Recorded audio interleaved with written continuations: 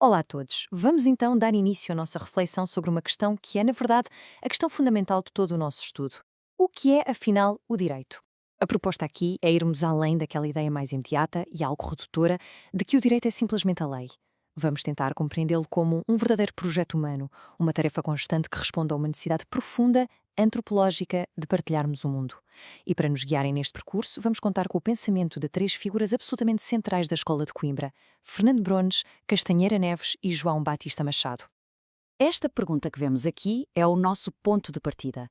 É uma provocação, se quisermos, porque, pensem bem, se o direito se esgotasse naquilo que está escrito nos códigos, na lei, então o trabalho do jurista seria pouco mais do que uma operação mecânica, quase matemática.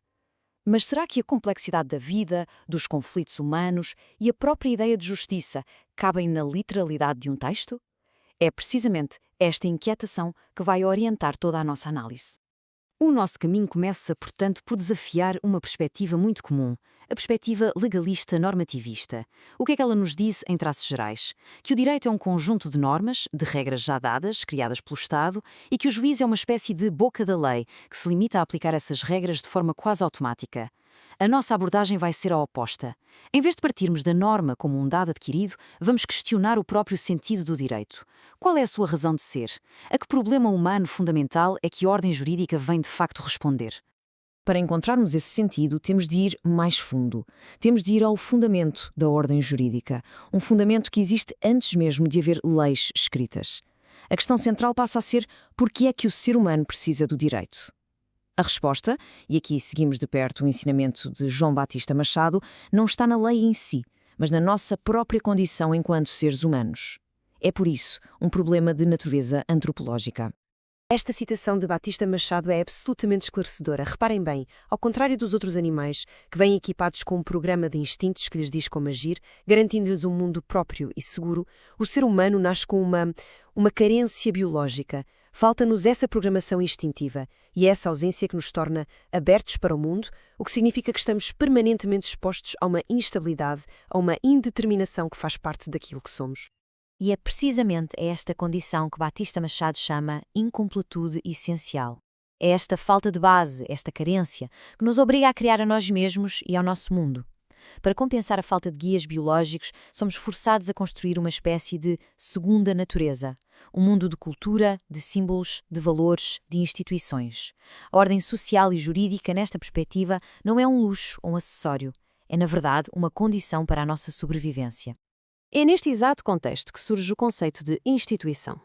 As instituições, e pensem na linguagem, na família, na moral e, claro, no direito, são as estruturas que nós criamos para instituir uma ordem, para dar alguma estabilidade e sentido partilhado ao mundo. O direito, portanto, faz muito mais do que simplesmente regular comportamentos. Ele é uma instituição fundamental que cria a própria possibilidade de termos um mundo em comum. E com isto, podemos voltar à nossa pergunta inicial. Se o direito é a resposta a esta necessidade antropológica de ordem, será que a lei, o texto escrito, é suficiente para cumprir essa tarefa gigantesca? A perspectiva crítico-jurisprudencialista defendida por Castanheira Neves e Fernando Bronce dá-nos uma resposta muito clara. Não, não é suficiente. A lei é, sem dúvida, um critério importantíssimo, um momento essencial do direito, mas não é o direito na sua totalidade. Este esquema ajuda a visualizar bem o contraste. De um lado, o legalismo, para quem o direito é igual à lei e o juiz é um mero aplicador. Do outro lado, a perspectiva crítico-jurisprudencialista, que vê o direito como uma tarefa, uma praxis, que só ganha vida na resolução de um problema concreto. O foco deixa de ser a previsibilidade e a segurança da norma abstrata e passa a ser a procura da justiça material, da solução justa para aquele caso específico. Nesta visão, o direito não está parado nos códigos. Ele acontece, ele realiza-se no ato de julgar. Esta passagem de Castanheira Neves é absolutamente decisiva para compreendermos esta perspectiva. O que ele nos está a dizer, no fundo, é que existe uma hierarquia de valores. A justiça está no coração da intenção do direito. Claro que a segurança jurídica é um valor muito importante, mas não é o valor supremo. Numa situação limite, numa situação em que aplicar a letra da lei levasse a uma decisão profundamente injusta, o jurista comprometido com o verdadeiro sentido do direito teria de optar pela justiça.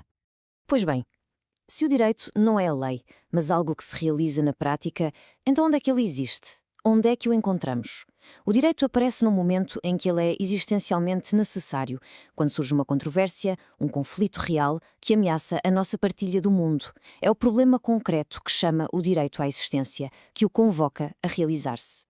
Podemos então esquematizar este caminho, este métodos de realização do direito. Tudo começa com um problema, uma controvérsia concreta. Essa controvérsia exige a intervenção de um terceiro imparcial, o juiz.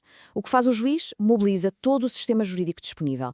As leis servem como critérios, os princípios como fundamentos, as decisões anteriores como precedentes, mas atenção, estes elementos não são a solução, são ponto de partida, são os materiais com que o juiz vai construir uma decisão, um juízo concreto que responda de forma válida e justa àquele problema específico. E assim, chegamos a uma síntese. O direito nasce da nossa incompletude enquanto seres humanos. Emerge como uma instituição que nos permite partilhar o mundo. A sua realidade não é a de um sistema de normas fechado e abstrato, mas a de uma tarefa, de uma praxis que se desenrola na resolução de controvérsias, sempre orientada por uma intenção de justiça. E esta é, talvez, a ideia mais importante que devem reter. O direito não é um dado, não é algo que encontramos pronto na natureza ou nos livros. É um projeto humano, uma construção cultural que nunca está acabada, uma tarefa que se renova a cada novo caso, a cada novo conflito. O direito não é, ele faz-se, ele realiza-se. E essa realização é, em última análise, uma responsabilidade de todos nós enquanto comunidade. Terminamos então com uma pergunta que é, na verdade, um convite à reflexão.